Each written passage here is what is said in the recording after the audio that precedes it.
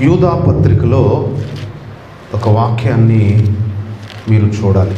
యూదా పత్రిక ప్రకటన గ్రంథానికి ముందు ఉంటుంది. 4వ వచనంలో ఏముంది? ఏలయనగా కొందరు రహస్యముగా జొరబడి ఉన్నారు. దేవుని కృపను ఏంటది? కామాతురతనకు దుర్వినియోగపరచుచు మన అద్వితీయ నాథుడును ప్రభువునైన యేసుక్రీస్తును విసర్జించుచున్నారు. ఈ తీర్పు పొందుటకు పూర్వమందే సూచించబడిన వారు. కొంతమంది భక్తిహీనులు కామాతురతకు,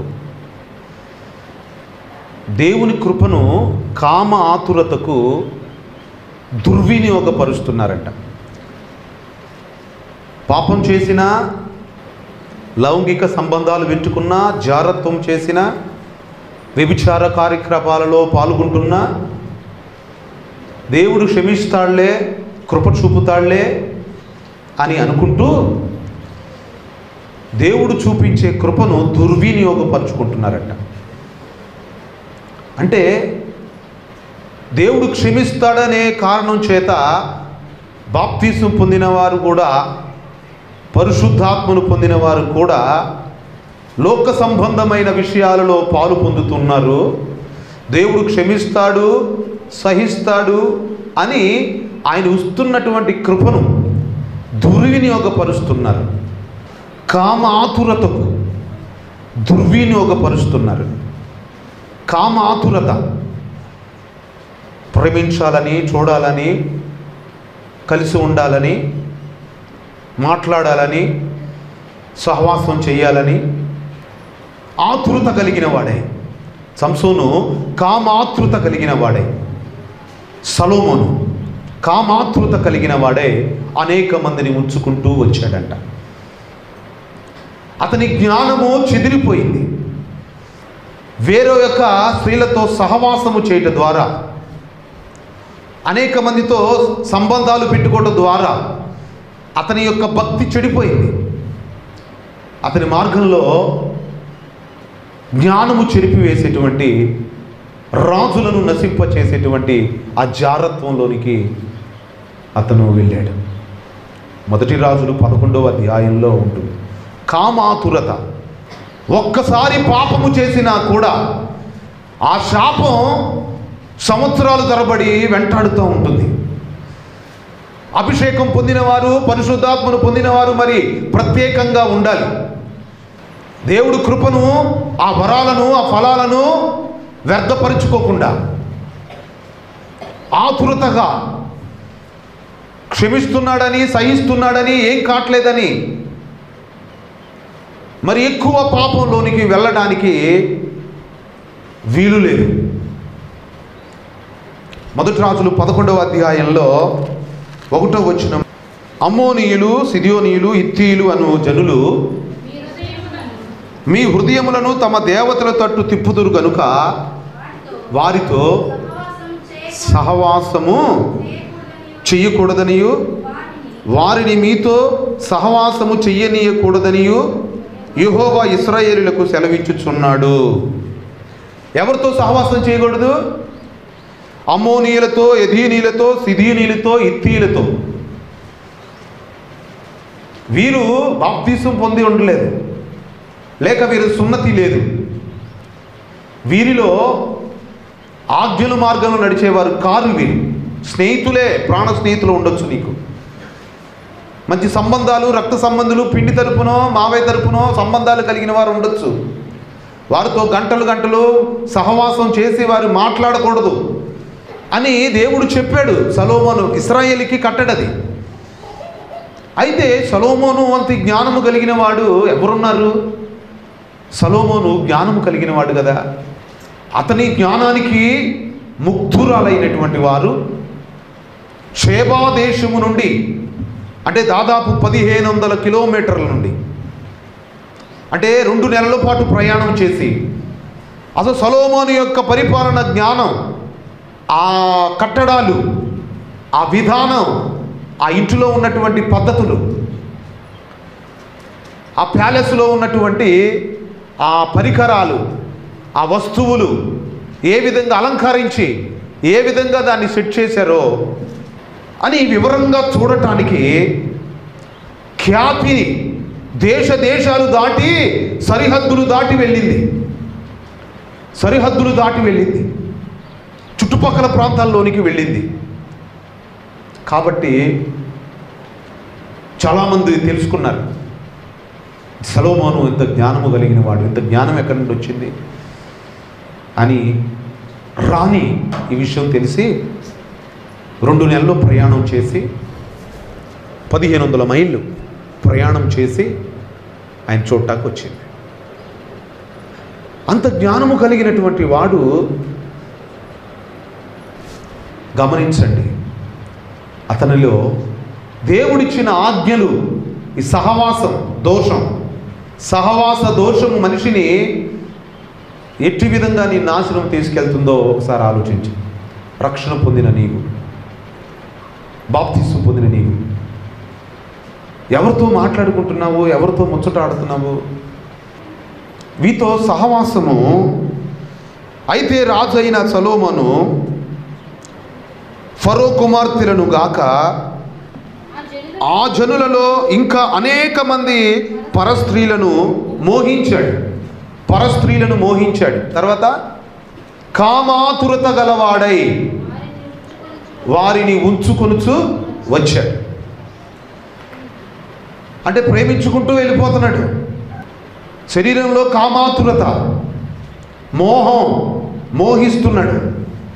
రహస్యముకు జరిగే కార్యక్రమాలు పబ్లిక్గా మాట్లాడుకుంటూ, ఈ కార్యక్రమాలకి ఈ సంబంధాలు, అక్రమ సంబంధాలు, ఈ మాటలు అందించుకుంటూ, మాటలు కలుపుతూ, మాటలు అందిస్తూ మరలా ప్రభు బలలో పాల్గొంటున్నటువంటి వారు సహవాసం చేయకూడదు. ఆ సహవాసాన్ని వీడుకోవాలని వాక్యం సెలవిస్తుంది. పరిశుద్ధపరచుకోవాలి. పరిశుద్ధత లేకపోతే అది ఆ దీవించబడే ఆ రొట్టె, ఆశీర్వాదం వచ్చినప్పుడు ఆ పాత్రలోనిది తాగకూడదు. ఇంతకుముందు మీరు ఎలా అయితే తీసుకున్నారో, ఎలా అయితే చెప్పుకుంటా, సంవత్సరాల నుండి చెప్పుకుంటానే వస్తున్నాం. కానీ ఇది ఆచరణలోకి రావటం లేదు. ఇది చేయాలి, అమలుపరచాలి. ఆలోచించండి ప్రియులరా. కామాతురత కలిగిన వాడై మోహించి అనేక మందిని ఉంచుకొనుచూ వచ్చాడు. అతని జీవితంలో జ్ఞానము నిరర్ధకమైపోయింది. దేవుని ఆజ్ఞలను చెరిపివేసేటువంటి ఆ మోహం, ఆ కామాతృత దేవుని ఎడల భయాన్ని, భయభక్తుల్ని అడుగంటుపోయేటట్లుగా చేసింది. అతడు వృద్ధుడైన తరువాత అతని భార్యలు అతని హృదయమును ఇతర దేవతల తట్టు తిప్పగా దావీదు హృదయము దేవుడైన యెహోవా ఎడల యథార్థము కాకపోయెను. అతడు తండ్రిలాగా దావీదైన ఎలా యథార్థవంతంగా ఉన్నాడో ఒప్పుకొని పశ్చాత్తాపడినటువంటి వాడు కాడు. ఏం కావట్లేదు కదా, ఏం అవ్వట్లేదు కదా, చూసుకుంటూ, మోహించుకుంటూ, కామాతురత కలిగిస్తూ, సరదాలాడుతూ కూడా దేవునితో సంబంధాలు ఉన్నాయి అనుకుంటున్నాడు. అతను మనసు తిప్పేయబడింది. విగ్రహారాధనలోనికి వెళ్ళిపోయాడు. విగ్రహారాధన చేశాడు. ఇది సహవాస దోషం. సంసోను ఉన్నాడు. సంసోను ముగ్గురును స్నేహించాడు. ఆయన మీద అభిషేకం ఉంది. ఎంత బలవంతుడంటే సొలొమోనుకి జ్ఞానము, సంసోనికి బలము. ఎంత బలవంతుడంటే అతడు పట్టణం యొక్క ఆ గుమ్మాలు దూరబంధాలు దాదాపు 2 కిలోమీటర్ల పైనే దాన్ని పట్టుకుని మోసుకుంటా వచ్చాడు. 300 నక్కల్ని పట్టుకున్నాడు. దవడ ఎముకతో 1000 మందిని హతం చేశాడు. కత్తి కాదు, దవడ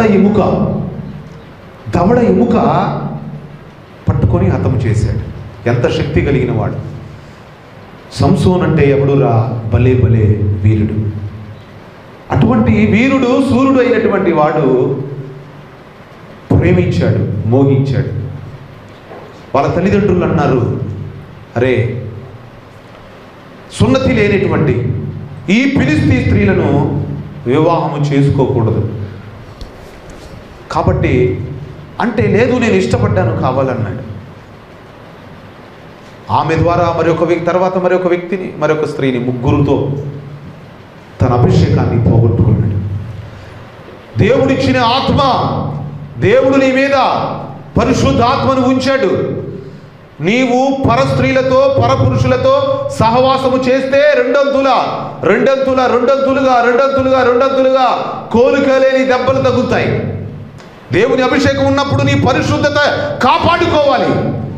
కామ ఆతురతకు దుర్వినియోగపరిచినటువంటి వారు ఏం చేశారంటే దేవుని కృపను కామాతురతకు దుర్వినియోగపరిచారు. దేవుడు క్షమిస్తున్నాడు కదా అని సంవత్సరాల తరబడి ఆ పాపంలోనే ఉండిపోతున్నారు, మాట్లాడుకుంటున్నారు. ఆదివారం మాత్రమే పరిశుద్ధత. కొంతమంది తెల్ల బట్టలు కూడా వేసుకొని రావట్లేదు.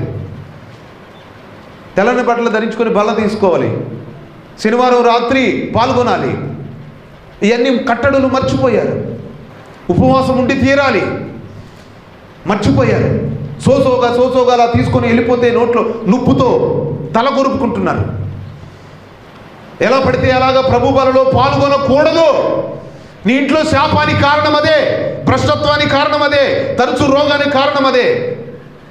ఆదివారం ప్రార్థనలు మానేసి, ఉపవాస ప్రార్థనలు మానేసి, గురువారం ప్రార్థనలు మానేసి, శనివారం ప్రార్థనలు మానేసి, బస్సులు అందలేదు, ఆటోలు అందలేదని కాదు, అతి సమీపముగా దగ్గరగా ఉన్నా కూడా మానేశారంటే అది ఖచ్చితంగా పాపమే. తీసుకోవద్దు, అది శాపంగా మారింది మీకు. ఎప్పుడైతే క్రమంగా వస్తారో, ఎప్పుడైతే క్రమశిక్షణ ఉంటారో, ఎప్పుడైతే పవిత్రత ఉంటారో అప్పుడే తీసుకోండి. అలా తీసుకోకపోతే శాపం వస్తుంది మళ్ళీ. అంత తొందరగా వెంటనే ఈరోజు రేపు ఉపవాసం ఉండి చెప్పండి, వచ్చే ఆదివారం మరలా తీసుకోండి. గుర్తుపెట్టుకోండి ఒకసారి ఎంతమంది భ్రష్టులు అయిపోయారో, ఎంతమంది ప్రార్థనలు దేవుడు లేకుండా దొంగలైపోయారు, వ్యభిచారులు అయిపోయారు. ఒకసారి ఆలోచన చేయండి. చాలామంది దారి తప్పిపోయారు,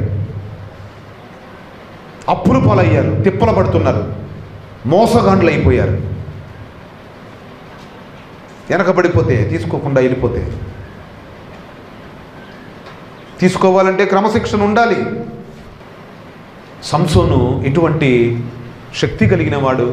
ఒక నక్కని, కుక్కని, ఒక కోళ్ళని పట్టుకోవడం చేత కాదు మనకి, 300 నక్కల్ని పట్టుకున్నాడు. ఎంత శక్తి! అభిషేకం ఏమైపోయింది? కామాతురత, లవ్ షిప్, లివింగ్ షిప్. ఇది పాపమని అనుకోవటం లేదు, అదే పెద్ద విధానం. కామాతురత, మోహం అనేది చాలా భయంకరమైనటువంటి, నీ అభిషేకాన్ని మింగేస్తుంది, నీ జ్ఞానాన్ని, నీ బలాన్ని, నీ వరాల్ని మింగేస్తుంది. కాబట్టే కడగబడాలి. ఆ పాపం జయించే వరకు అపోస్తల బోధలో ఉండాలి. ఆదివారం ప్రార్థన మానకూడదు, గురువారం ప్రార్థన మానకూడదు, శనివారం మానకూడదు, గ్రూప్ ప్రార్థన మానకూడదు. గుర్తుపెట్టుకోండి. ఇవన్నీ చేయగలిగినప్పుడు మీలో పవరు, పాపాన్ని జయించే శక్తి మీకు వస్తుంది. కడగబడుతున్నప్పుడు పరిపూర్ణత వస్తుంది. సహవాసం చేస్తున్నప్పుడు దేవునితో పరిపూర్ణత వస్తుంది. వాక్యం మిమ్మల్ని సరిచేస్తూ ఉంటుంది. మత్స, కలంకము, డాగు లేకుండా, ముడత లేకుండా మిమ్మల్ని సరిచేసేటువంటి వాక్యం. అంటే ఇదంతా లోకానుసారమైన మైండ్. తీసుకోవద్దు బలారాధన, అంత మారినాకే తీసుకోండి. క్రమశిక్షణ వచ్చినప్పుడే, తెల్లబట్టలు వేసుకున్నప్పుడే తీసుకోండి. దశభాగాలు ఖచ్చితంగా తీసినప్పుడే తీసుకోండి. నష్టమే ఉంది. తీసుకోకపోతే మళ్ళీ వేరే రూపంలో వస్తుంది. తొందరగా సెట్ అవ్వాలి, తొందరగా సెట్ అయిపోవాలి. కామాతురత కలిగిన వారే. దావీదు చివరిగా ఆ మాట, దావీదు ఏం చేశాడంటే, ఈ దుష్కార్యము నువ్వు చేసావు కాబట్టి నీ ఇంటి వారే నీకు శత్రువులు అవుతారు. ఈ దుష్కార్యము చేసావు ఇంటి వారే శత్రువులు అవుతారు. తన కొడుకే తన్ని వేధించడం మొదలుపెట్టాడు. తన కుటుంబంలో కలహాలు.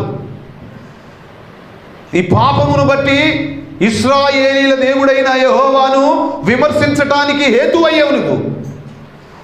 బాప్తిసం పొంది రక్షణ పొంది ఇదే పనులురా. అరే ఇతని గొర్రెలు కాపరి ఇతన్ని తీసుకొచ్చి సింహాసనం మీద కూర్చోబెట్టాడే. ఇట్లాంటి స్థితిలో అంచెలంచెలుగా ఆశీర్వదించుకుంటూ వచ్చాడే. ఊరియా భార్యని తన భార్యగా చేసుకోవడానికి ఊరియాని చంపించి నాటకం ఆడించి ఇలాగా పని చేసినప్పుడు తెలియదు అనుకున్నాడా? తెలిస్తే ఏమైందిలే అనుకున్నాడో. కానీ అన్ని వైరల్ అవుతుంది. దేశమంతటికి తెలిసిపోయింది. 9 నెలల కడుపు, కుమారుడు కూడా పుట్టబోతున్నాడు. అయినా స్పృహ లేదు. తను చేసింది తప్పని పొరపాటని లేదు. దేవుని వాక్యము నాతాను ద్వారా వచ్చి ఓ మాట చెప్పాడు. 100 గొర్రెలు కలిగినటువంటి ఒక ఆయన ఉన్నాడు. ఒక్క గొర్రెని చిన్న పిల్లగా, బిడ్డగా, కూతురుగా చూసుకుంటున్నటువంటి ఒకతను ఉన్నాడు. 100 గొర్రెలు కలిగిన వారి ఇంటి చుట్టాలు వచ్చారు. అప్పుడు తన గొర్రెల్లో ఒకటి తీసి వడ్డించకుండా ఆ ఒకే ఒక గొర్రెగా పెంచుకుంటున్న, అల్లారు ముద్దుగా పెంచుకుంటున్న అతన్ని దొంగిలించి దాన్ని వధించి ఆహారం పెట్టాడు. ఏం చేయాలి ఇతన్ని? రాజు ఉగ్రుడై లేచి అతడికి 4 గుంతులు పరిహారం చెల్లించాల్సి వస్తుంది. 4 గుంతులు పరిహారం. ఏదైనా దశభాగం ఇవ్వకపోతే 4 వంతులు తిరిగి చెల్లించాలి అని బైబిల్లో ఉంది. ఆ 4 వంతులు అనేది దాంట్లో ఏదైనా వాడుకుంటే మరలా 4 వంతులు చెల్లించాలి. అందుకని వాడకూడదు. లేవికాండంలో ఉంటుంది. ఎందుకు ఆ బాధ? అయితే జక్కయ్య అన్నాడు, నేను అన్యాయంగా ఎవరి దగ్గర తీసుకుంటే 4 వంతులు తిరిగి ఇచ్చేస్తా అన్నాడు. అది ధర్మశాస్త్రం, అది చట్టం. అది 4 వంతులు ఇస్తేనే పాప పరిహారం అవుతుంది. ప్రార్థన 4 గంటలు చేయవు, సమయం ఇవ్వు, ఏ రకంగా కూడా నీ పాపాన్ని పరిహరించుకునే మార్గాలు నువ్వు ఏర్పాటు చేసుకోవటం లేదు. ఫార్మాలిటీగా వస్తున్నావు, పోతున్నావు అంతే. సమయంలో దేవుడి సన్నిధికి ఉండటం లేదు, ధనం దేవుడికి ఇవ్వటం లేదు. కొన్ని సభలు సమావేశాలు పెట్టుకోవడానికి, హాస్పిటల్కి, డాక్టర్లకి, ఆపరేషన్లకి, వీటికి మాత్రమే డబ్బు సంపాదిస్తున్నావు. నీ డబ్బులు డాక్టర్ల కోసమే సంపాదించుకుంటున్నావు. అప్పులు కట్టడం మాత్రమే సంపాదించుకుంటున్నావు. దేవుడు పరిచయకు ఉపయోగపడట్ల నీ రూపాయి. ఏ కోణంలో కూడా పాప పరిహారం అవ్వడానికి ప్రయత్నం చేయటల్లా. ఈ రొట్టె కూడా తీసుకోగానే పవిత్రత వచ్చేస్తుంది అనుకో, మాకు శాపం కూడా వస్తుంది. ఇస్కరియోతు యూదా ఆ రొట్టె ముట్టగానే సాతాను వానిలో ప్రవేశిస్తుంది. అపవిత్రతగా తీసుకుంటే సాతాను ప్రవేశిస్తుంది. ఏం చేయాలి? 4 వంతులు చెల్లించాలి. నీ పాపాన్ని పరిహరించాను, కానీ నీ ఇంట్లో వాళ్ళే నీకు శత్రువులు అవుతారు. నువ్వు చావకుండా బ్రతికేవు అంతే. కానీ సమస్యలు నిన్ను అట్టగే వెంటాడుతూ ఉంటాయి. సరి చేసుకున్నాడు. 7 రోజులు ఉపవాసం ఉన్నాడు.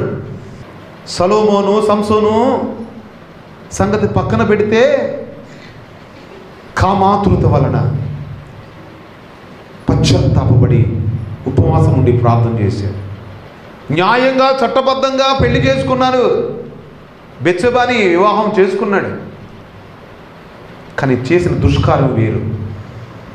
అతను చంపించి డైరెక్ట్గా, ఇండైరెక్ట్గా అతను చేశాడని ఆ నేరాన్ని బయట కనపకుండా చెరిపివేయటం, సాక్ష్యాధారాలను చెరిపివేయడానికి ప్రయత్నాలు చేస్తూ రకరకాల ఈ గొల్లియాతుని చంపినటువంటి ఇతను బెత్షెబా దగ్గర ఓడిపోయాడు. దవడ ఎముకతో 1000 మందిని చంపినటువంటి ఈయన ఒక డెలీలా దగ్గర పడిపోయాడు. జ్ఞానంతో ప్రపంచ ప్రఖ్యాతిగాంచిన సొలొమోను స్త్రీలు ఇతను తిప్పేశారు. ఏది గొప్పది, ఏది బలవంతమైంది, ఏది శక్తివంతమైంది? గొల్లియాతు శక్తివంతమైన వాడా? బెత్షెబా శక్తివంతమైందా? సంసోను నా బలం గొప్పదా, ఢిల్లీలో గొప్పదా? గమనించండి. కామాతృత వలన దుర్వినియోగపరుచుకుంటూ దేవుని కృపను నిర్లక్ష్యం చేస్తున్నారు.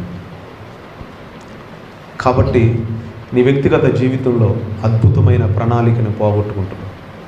అద్భుతమైనటువంటి ప్రణాళిక పోగొట్టుకుంటున్నావు. దేవుడు నీ పట్ల ఉన్నటువంటి దేవుడు చిత్తం ఆల్రెడీ దేవుడు నీకు పేరు పెట్టి పిలిచాడు. దేవుడు నీకు పరిశుద్ధాత్మతో నింపాడు.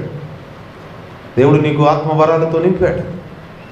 దేవుడు నిన్ను ప్రత్యేకంగా ఎన్నిక చేసుకున్నాడు. బాప్తీసు పొందిన నీవు ఆయన క్రీస్తు నీవి ధరించుకుని ఉన్నావు.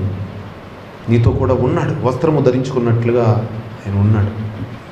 పాపమునకు దాసులుగా బానిసలుగా ఉండకూడదని, మునుపటి వలె మనం పాపానికి దాసులుగా వెళ్ళకూడదని, గతించిన కాలమే చాలు, గతించిన కాలమే చాలు, సమస్తము కొత్తవాయెను, పాతవి గతించెను. పాత అలవాట్లు, పాత పొరపాట్లు ఇక ఉండకూడదు. బాప్తిస్ము పొందిన తర్వాత, ప్రభు బలలో పాల్గొంటున్న తర్వాత నూతన వ్యక్తి, నూతనమైన మార్గాల్లో నువ్వు నడవాలి. పాత అలవాట్లు అలుగుల్లో వేయకూడదు. ఒకవేళ వేసినట్లుగా నీకు అనిపిస్తే ఆపే, ప్రభు బలను తీసుకోవటం ఆపే. పరిశుద్ధత వచ్చిన తర్వాతే ప్రభు బలలో పాల్గొను, నష్టమేం లేదు. ఇలా నియమ నిబంధనలు నీ జీవితంలో లేకపోతే అక్రమము చేయువారులారా నా యొద్ద నుండి తొలగిపోండి. దెయ్యాలు ఎలగొట్టవచ్చు, ప్రవక్త అయి ఉండొచ్చు, ప్రవచనాలు రావచ్చు, క్రమశిక్షణ క్రమము లేని నీ పేరు జీవగ్రంథములో ఉండవచ్చు. దాన్ని చెడిపివేసి పాపము చేసేవాడు చెడిపివేస్తాను అన్నాడు దేవుడు. సంఖ్యాకాండ. సదాకాలము యూదులకు ఇశ్రాయేలుకి రాజుగా ఉండాలనుకున్నాను కానీ నువ్వు ఉండవు అన్నాడు సౌలుతో. దేవుడు చిత్తమే, కానీ నీ చేతులారా నీవే పోగొట్టుకున్నావు. అది నీవు చేసుకున్నదాన్ని. ఉపవాసం ఉండి ప్రార్థన చేయటానికి నీ జీవితంలో ఉన్న బలమంతా ఉపయోగించి నీ శక్తిని కూడగట్టుకొని మోకరించి ప్రార్థన చేయాలి. ఉపవాసం ఉండటానికి సమయం అనేది లేదు. అప్పటికప్పుడే నువ్వు నిర్ణయించుకోవచ్చు, ఈరోజు తినకుండా. ప్రభు వల్ల తీసుకోవట్లేదు కానీ ప్రార్థన మానేస్తే ఐసీలో ఉన్నాను నేను హాస్పిటల్లో అని. అబద్ధాలు, అబద్ధం, అబద్ధం, అబద్ధం. నీ జీవితంలో అబద్ధాన్ని చేస్తూ సత్యమైన ఆయన శరీరాన్ని తీసుకోవద్దు. కడగబడాలి. మనం అందరము అనేక రకాలుగా తప్పిపోతున్నాం. సరి చేసుకోవాలి కదా, శనివారం వచ్చి సరి చేసుకోవాలిగా. అంత బిజీ ఏంటి? తీసుకోవద్దు. దండం పెట్టి చెప్తున్నా, తీసుకోవద్దు. మొదట నిన్నే కోరుకుంటున్నా. కయ్యోను అర్పణ తెచ్చాడు దేవునికి, ఏబేలు అర్పణ నచ్చింది దేవునికి.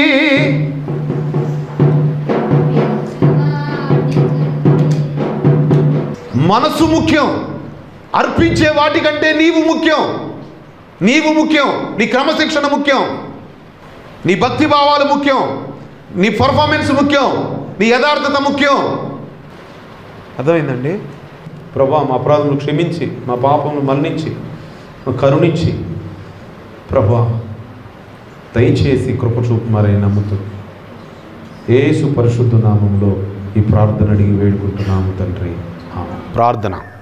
ప్రభు, ఈ వర్తమానం ద్వారా కృప, కనికరములు, క్షేమములు ప్రభు బలలో పాల్గొంటున్నప్పుడు ప్రభు ఈ కామాతురత కలిగి మోహాలు, ఈ శరీర సంబంధాలు, అక్రమ సంబంధాలు, ఇటువంటి వాటి అన్నిటిలో నుండి దూరంగా ఉండి, జారత్వానికి దూరంగా ఉండి పవిత్ర జీవితాన్ని అలవాటు చేసుకోవడానికి అట్టి కృపను, కనికరాన్ని వారికి అనుగ్రహించి ఈ వాక్యం ద్వారా వారి హృదయాలలో చెరగని ముద్ర, ఒక తీర్మానం, ఒక సమర్పణ కలగచేస్తారని నమ్ముతూ యేసు పరిశుద్ధ నామంలో ఈ ప్రార్థన అడిగి వేడుకుంటున్నాము తండ్రి.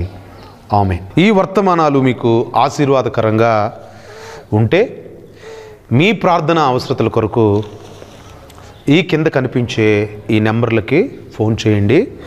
మేము, మా సంఘం మీకోసం ప్రార్థన చేస్తాం. ఒకవేళ మరి ఎక్కువ వర్తమానాలు వినాలనుకుంటే మా YouTube channel Stephen Paul Manikonda ఛానల్ను సంప్రదించండి. ఈ వాక్యాలు మీ స్నేహితులకి బంధువులకి షేర్ చేయండి. ఈ సేవకు నిమిత్తం మీరు ప్రార్థన చేయండి. మాకు address Zion church, Indira colony, Nunna, Zion prayer tower AC మరియు Zion church, Indira colony, Saibaba temple, Nunna. మీరు ఎప్పుడైనా ప్రార్థన చేయించుకోవడానికి రావాలని అనిపిస్తే మీ అడ్రస్సు సంప్రదించండి. సేవను బలపరచండి. దేవుడు మీ అందరినీ దీవించునుగాక. ఆమేన్. మా ఫోన్ నెంబర్ 9059313922. మరి ఒక నెంబర్ 9347957884. దేవుడు మిమ్మల్ని దీవించునుగాక. ఆమేన్. ప్రభునందు అందరికీ వందనాలు. మా వర్తమానాలు మీకు నచ్చినట్లయితే మాకు తెలియపరచండి. క్రింద కనపడుతున్న ఫోన్ నెంబర్లకి ఫోన్ చేయండి. మీ కొరకు నిత్యము మేము ప్రార్థన చేస్తాము. దేవుడి దయ వల్ల ప్రేయర్ టవర్ ఒకటి ఉంది. నిత్యము ప్రార్థనలు జరుగుతాయి. మీ ప్రార్థన విన్నపాలని తెలియపరచండి. మీ కొరకు తప్పక ప్రార్థిస్తాం. అందరికీ షేర్ చేయండి. అనేక మందికి వర్తమానాలు తెలియపరచండి. దేవుడు మిమ్మును మీ కుటుంబాలని దీవించి ఆశీర్వదించునుగాక.